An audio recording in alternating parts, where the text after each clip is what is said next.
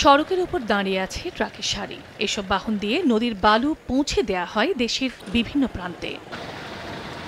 অবৈধভাবে বালু তোলা হচ্ছে শেরপুরের নালিতাবাড়ী উপজেলার রামচন্দ্রকোড়া ইউনিয়নের সীমান্ত সড়কের চারালি সেতু এলাকার ভোগাই নদী থেকে।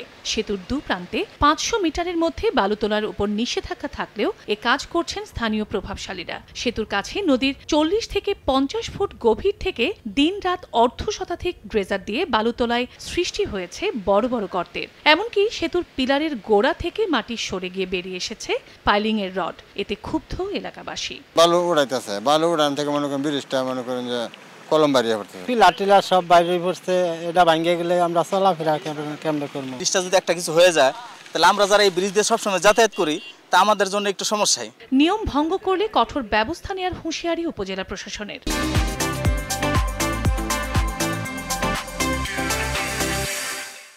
যারা এই কাজগুলো করছে আমি তাদেরকে বারবার নিষেধ দিচ্ছি, যদি তারা আমাদের নির্দেশ অমান্য করে আমরা তাদের বিরুদ্ধে প্রয়োজনীয় ব্যবস্থা নেব এবং শক্ত ব্যবস্থা নেব, সে যেই হোক না কেন। শেরপুরের নালিতাবাড়ী উপজেলার নাকুগাঁও স্থলবন্দরের সঙ্গে ময়মনসিংহের হালুয়াঘাট এবং সিলেটের যোগাযোগের একমাত্র সড়কে ভোগাই নদীর ওপর ২০১১ সালে নির্মাণ করা হয় ১৫০ মিটার দীর্ঘ এ সেতু।